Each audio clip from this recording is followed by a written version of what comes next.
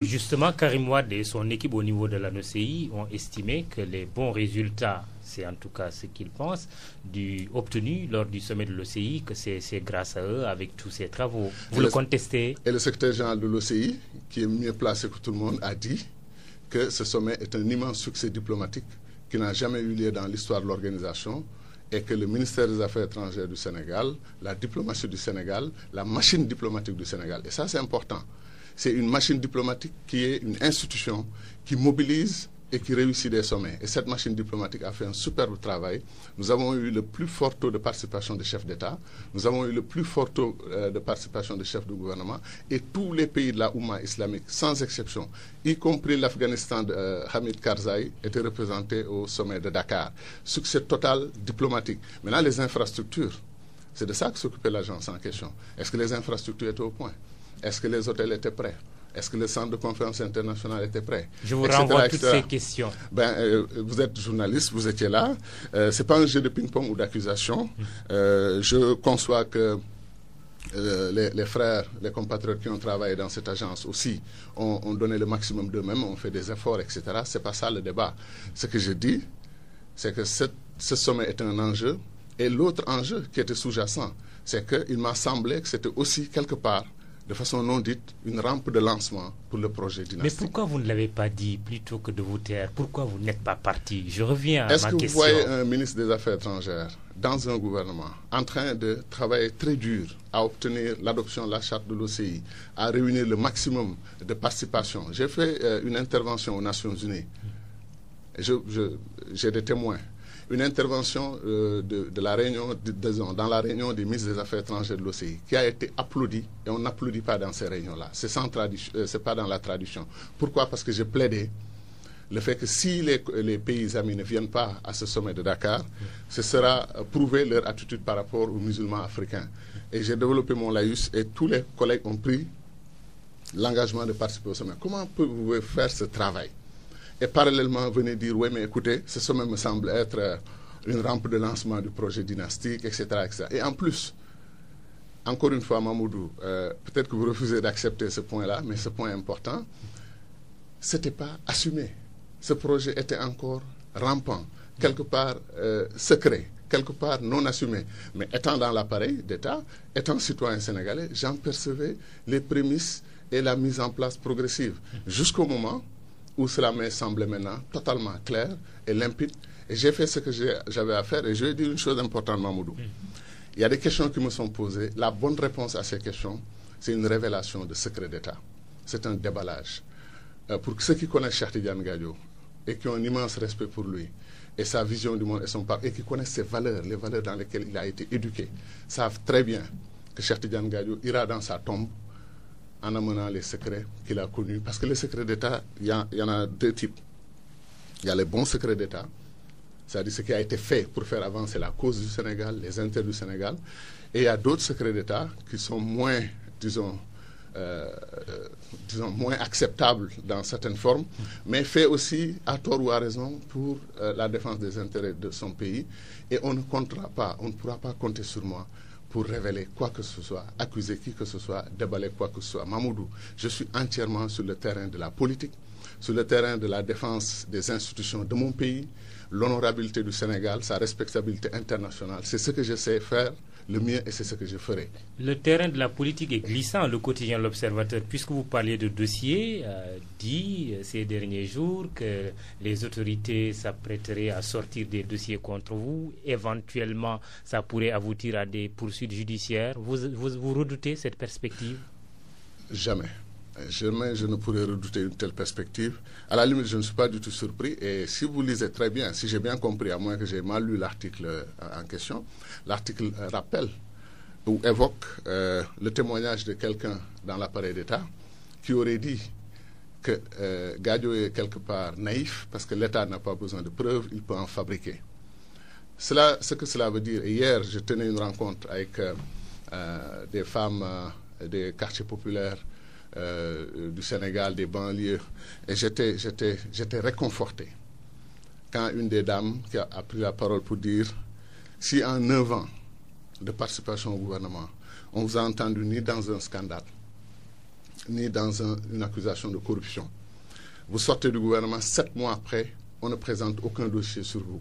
Si on le fait après, il ne peut qu'être fabriqué et les Sénégalais le rejettent d'ores et déjà. Et je dis, Mamoudou, quand votre peuple est votre bouclier, quand votre peuple vous voue une telle estime et un immense respect, vous n'avez aucun problème. Et je suis prêt à mener tous les combats nécessaires. Je ne serai pas défensif. Je n'accepterai pas les intimidations. Les appels téléphoniques chez moi, et ensuite on raccroche, on refuse de parler pour intimider les gens. Vous vivez tout ça aujourd'hui? Mais absolument. Et sans aucun problème. Ça fait partie du jeu. Et je dois dire que ce qui arrive à Baratal, tout cela a une connexion dans l'ensemble. Il y a une situation très très grave au Sénégal. Et notre mouvement, les MPC, se bat pour attirer l'attention des Sénégalais. Ces petites dérives accumulées mènent à la grande dérive. Et il faut arrêter cela et le plus rapidement possible. On a parlé d'un immeuble aux Almadies que vous auriez construit dans des conditions nébuleuses. Est-ce que vous pouvez regarder aujourd'hui les Sénégalais les yeux dans les yeux pour leur dire que vous n'avez aucun cadavre dans les placards? Amenez-moi les Sénégalais dans un stade, si vous pouvez les réunir tous, les 12 millions de Sénégalais. Mais surtout, n'oubliez pas autre chose. Amenez le Coran et demandez de faire des ablutions, de poser la main sur le Coran et de jurer.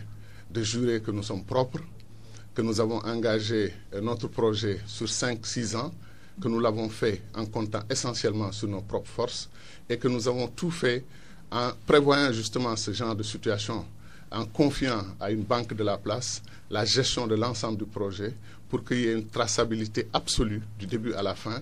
Et ce point de vue, à mon avis d'ailleurs, d'après ce que j'ai compris récemment, ceux qui travaillent sur cette piste-là ont été tellement déçus de se rendre compte qu'il n'y avait absolument rien, qu'ils vont laisser tomber cette piste, ils vont glisser vers une autre piste. Et c'est une piste intéressante. Et là aussi, c'est même pas une piste de... C'est quoi cette piste? Je les attends. Je les attends. Vous savez, on n'est pas ministre des Affaires étrangères pendant 10 ans pour rien. Donc, je pense que chacun saura que ce qui est important aujourd'hui... Dossier contre dossier, alors? Vous allez sortir aussi des dossiers? Non, je n'entre même pas dans ce débat. J'ai dit que j'allais dans ma tombe un jour avec ce que je sais, parce que c'est comme ça que fonctionne un homme d'État. Les Sénégalais m'attendent là-bas. Comme ils disent, ils connaissent mon background, ils connaissent ma famille, ils connaissent ma vision du monde et ils peuvent être rassurés. Je ne les décevrai pas. Mais cependant, Mamoudou, tout cela est de l'agitation, de l'intimidation, de la diversion pour éviter l'essentiel. Vous savez, l'essentiel, c'est quoi? Depuis que nous avons sorti notre manifeste, nous avons posé un manifeste autour de 4 paradigmes. Les gens refusent de discuter ces 4 paradigmes. Nos adversaires en particulier, pas le peuple sénégalais. Pour l'essentiel, nous avons une immense sympathie populaire que nous sommes en train d'organiser. Ce n'est pas là le débat. Les adversaires, Gadio est une créature politique de Wade. En rappelant tout de suite ce que vous venez de dire sur mon parcours politique, vous avez montré que, vous avez d'ailleurs, je crois, fait une très bonne enquête, que de 1977 au premier jour où j'ai posé les yeux sur Maître Abdoulaye Wade, c'était en novembre 1999. C'est-à-dire 23 ans après que je me sois engagé en politique. Wade ne vous a pas créé. Et il ne peut pas, en plus maintenant, Mamoudou, je trouve que c'est un propos blasphématoire que de regarder un être humain dans les yeux et de dire que tel autre être humain vous a créé. Le seul créateur d'être humain que je connais, il s'appelle Allah. Malgré tout, quand même, certains de vos collègues, si vous voulez, anciens collègues comme Lamine Ba au PDS ou votre successeur, Maître Madi Kenya, ont réagi. Votre successeur a dit qu'il est déçu de votre attitude. Alors, il y a 2 types de critiques, très rapidement, parce que je tiens à venir au manifeste et au débat que l'on refuse, n'est-ce pas? 2 types d'attitudes. L'attitude de certains amis compagnons du PDS.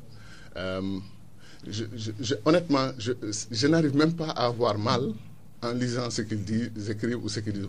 Vous savez pourquoi? Parce que dans l'intimité de notre relation, ils savent que je sais qu'ils savent. Et je sais quelle est leur position véritable sur ce que j'ai dit. Tout le reste, pour préserver ou leur fonction, ou pour se défendre, ou pour être...